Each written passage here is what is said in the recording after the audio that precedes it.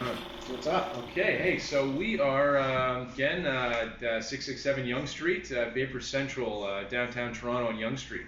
We're here with Anthony, manager of Vapor Central. Now, this is a place that you probably came to, Jordan. Oh Yeah, yeah. been open for about 13 years, right? Yeah. One How of long the have you been here for? I've been here for a year now. Okay. Yeah. Okay. Yeah. And this is probably the first or one of the oldest cannabis lounges in Toronto that's been here long before cannabis was even legal. So, and this is a legal place where people could consume safely, openly together.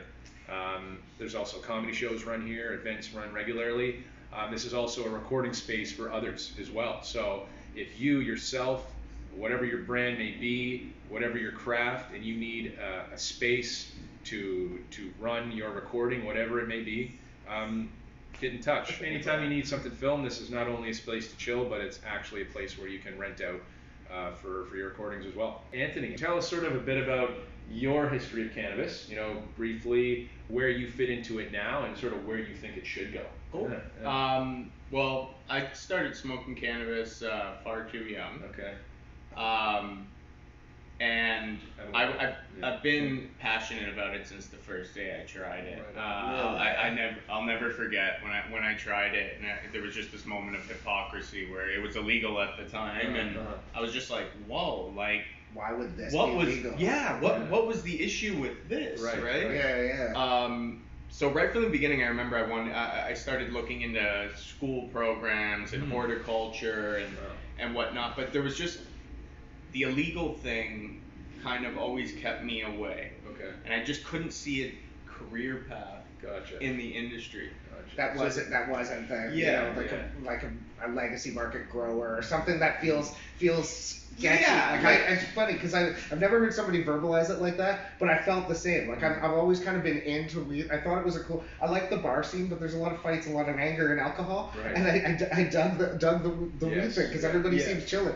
But at the same time, I'm like, well, I don't want to make like the condo that I rent all moldy from growing it. Yeah. You And you know? couldn't like go to like a career counselor Yeah. and be like, hey, look, I love this plant. I want a career in something related to this Yeah, plant, and they right. would just tell you, oh, you probably jail, Yeah. right? Yeah. So I was always passionate about it, but there was no kind of path that I could see. So one day I kind of handed in a resume in this little small winemaking shop. I got the job, and I totally fell in love with wine. I worked in the wine industry for 10 years. I worked in winemaking, in restaurants, Awesome. wine sales.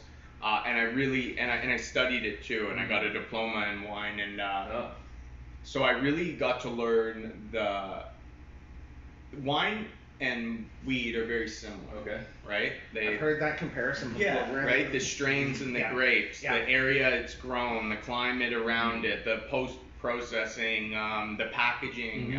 So many of the things were related, and when I was working in wine, I always kind of applied it to weed. And when I would come hang out in the lounge, I would go to shows like their famous activist Matt Murnaugh used to do a show here, where he would be like, he was one of the first people I saw.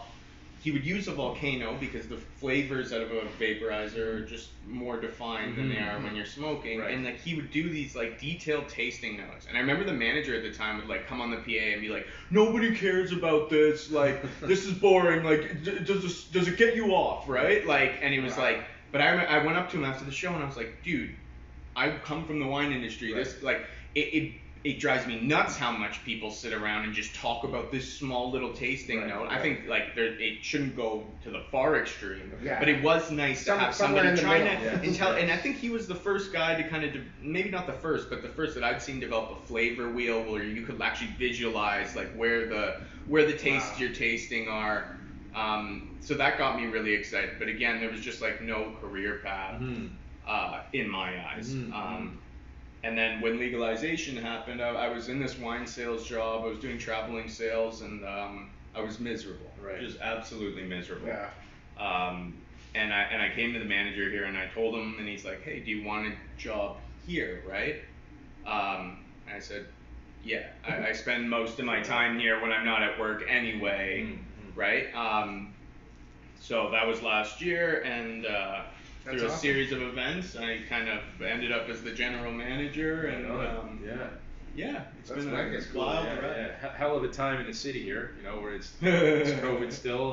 We're not like the rest of the country. We depend on a lot of foot traffic, tourism, students. A lot of immigrants have gone home, so it's kind of a tough time right now. But it will get better. It's going to get better. Yeah. So you've sort of changed it up a little bit since you've been here. So I remember, it used to be a place where you just could come and smoke weed, and then comedy shows started happening every once in a while. But what's sort of your vision with this place? What do you want to do with it as a venue, as a a place for artists to record, for example? Where do you like to see this go? For sure. I would definitely like to see COVID end and we could go back to being a Yes. regular lounge. Right. And kind of my hopes for that are a bit different than this kind of pivot we're trying to make. Okay. But yeah, with the fact that COVID's happening and we're closed, we're Right. really trying to get as many media companies interested Right on. in the room as possible. Cool, We cool. think we're a unique 420 space Totally, yeah. where people could come Yeah. and film, record, stream. To me, this is a historical staple of Toronto. Absolutely. So if you are from Toronto, you're gonna know this place. It's not dissimilar from going to record at El Macombo or anything like that, or like Yes. Sneaky D's, right? Like I think Exactly. of those as kind of the same vein, where they're kind of pillars along Good point, yeah. a corner of somewhere in Toronto. Yeah, yeah. I dig it here. Like it'd be great to record lots of stuff in here. Oh, it'd be Yeah. awesome. Yeah, yeah. Our walls are done by a local artist, Pat Menziata. Cool. Awesome. He's actually a school trustee as well. Oh, interesting. Yeah. Yeah. Oh, Yeah. nice. So, yeah. Yeah. That's why. So that's how- why we're recording here from now on. So how do people get in touch with you to We're on all the social medias, Vapor Central Research, sliding in the DMs is always an option. Okay, You can yeah. email us, vaporcentral@gmail.com. That's Right on. Vapor, VAPOR. There's Okay. no U in it, Cool. like a vaporizer. Yeah. Yeah, that's probably the best way. I'm in the lounge all the time now, so Gotcha. we're not going to be at the phone Cool. necessarily. Yeah, but Social yeah. media, email is the best way to get a hold of you. For sure. Yeah, awesome, man. That's Well, awesome. thanks for having Yeah, us. appreciate and, it. Yeah, we're going to be looking forward to recording our Cannabis Corners here more often as well, and getting as many cool guests in as possible. So, and everybody else connected, either Jordan or myself, you want to reach out to us, so I can refer you off to Anthony. That's okay too. I'm at Spirit Leaf Little Italy. You can hit me up there on Instagram, or email our store directly at littleitaly@spiritleaf.ca.